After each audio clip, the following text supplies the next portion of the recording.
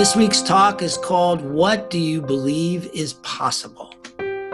So let's start by letting me read a list of statements that normally get in the way of what we could believe is possible. Statements like, let's be realistic.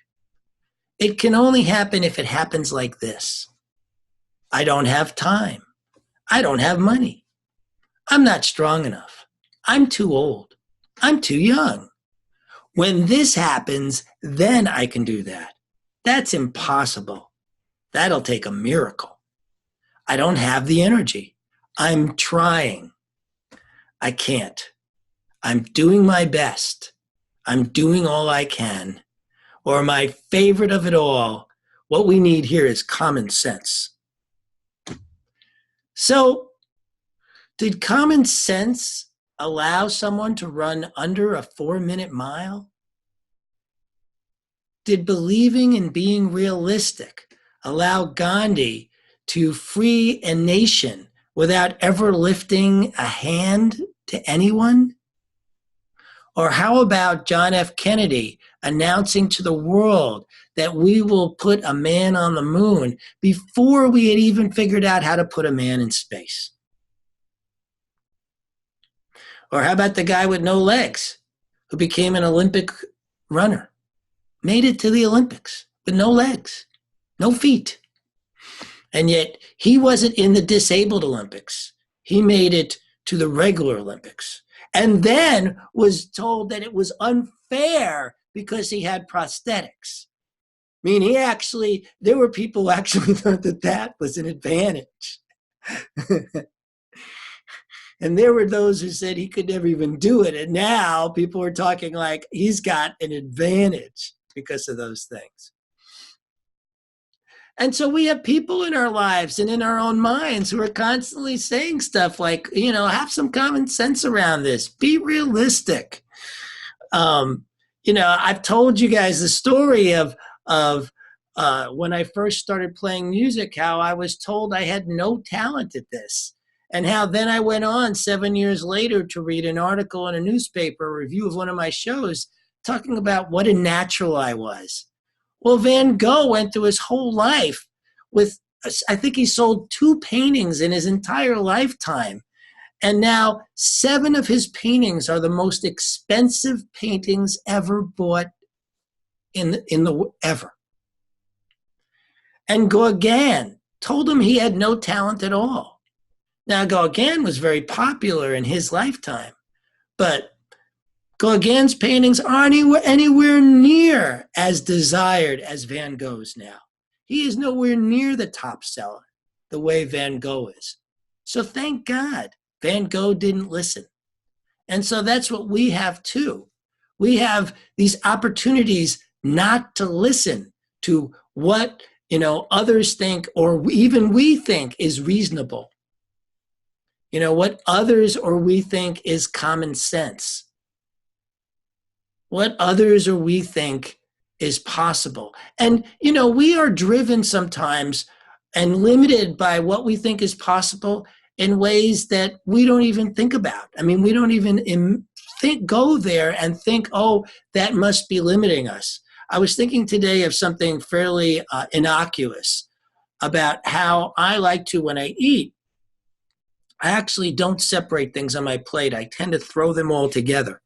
And I was remembering back to my grandfather and how he took everything, whether it was mashed potatoes and gravy or vegetables or meat or whatever, and he liked putting them between 2 pieces of bread and eating them. And he did that so often that it has clearly sunk in me in ways that I didn't even realize because I tend to clump all my food together instead of taste them separately.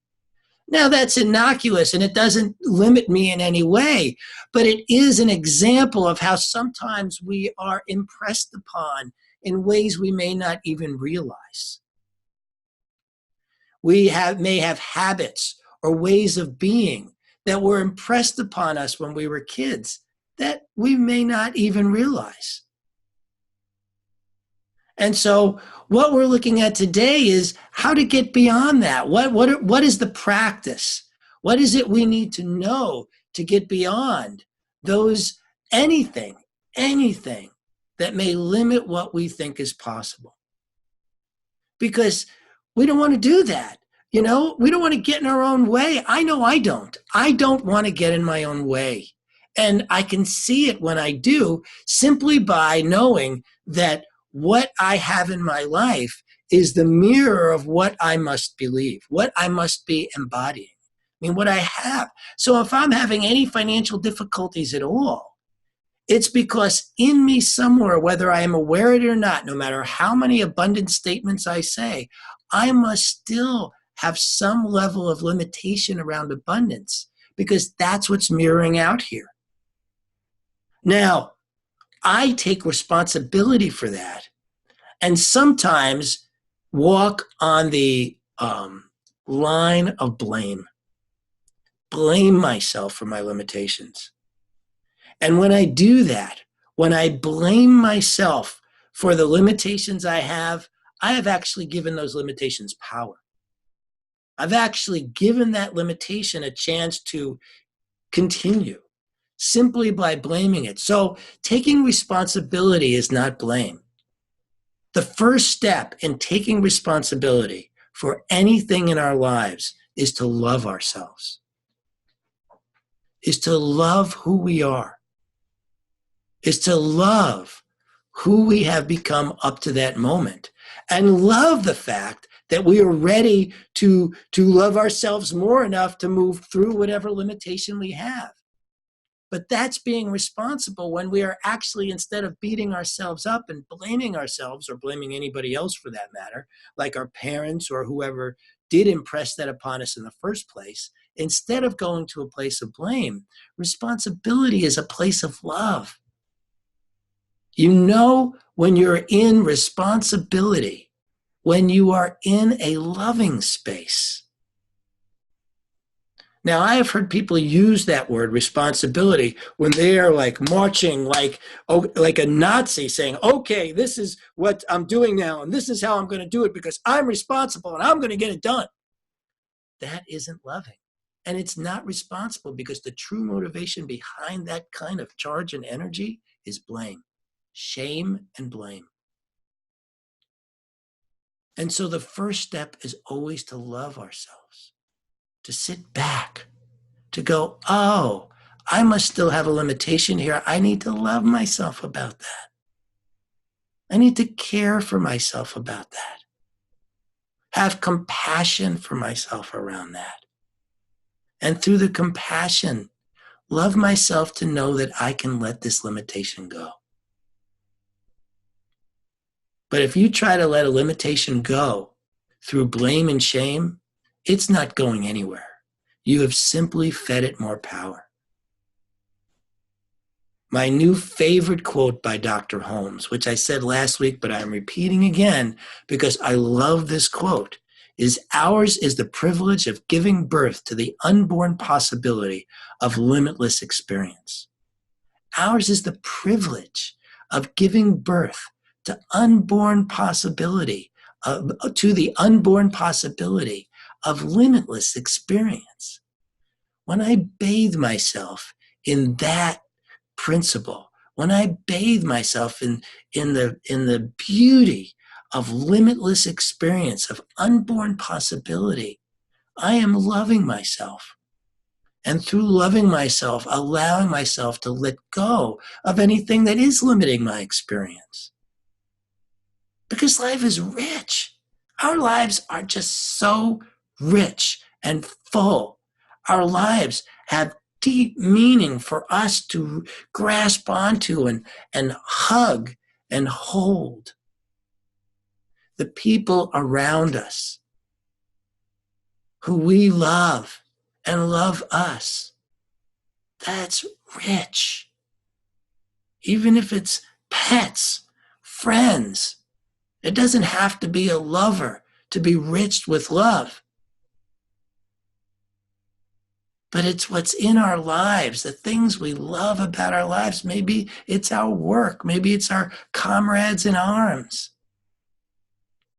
Ash was doing a meditation this morning based on gratitude, success through gratitude.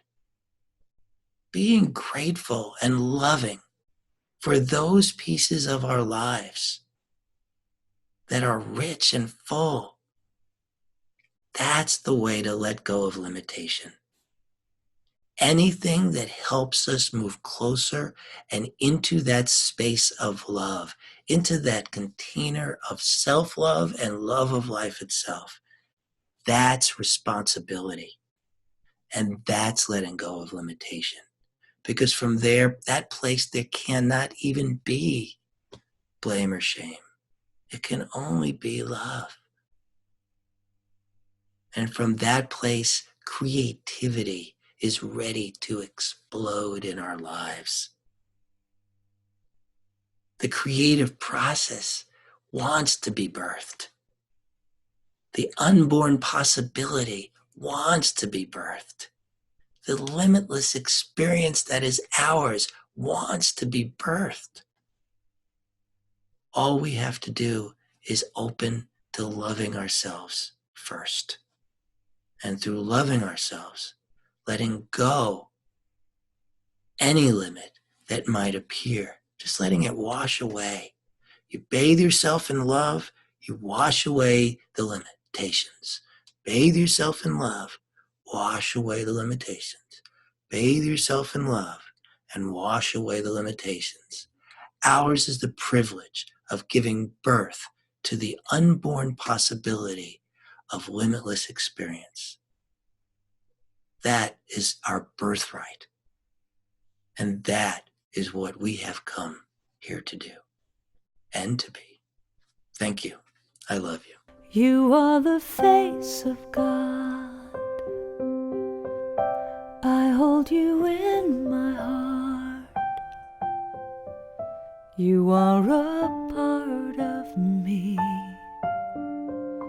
You are the face of God.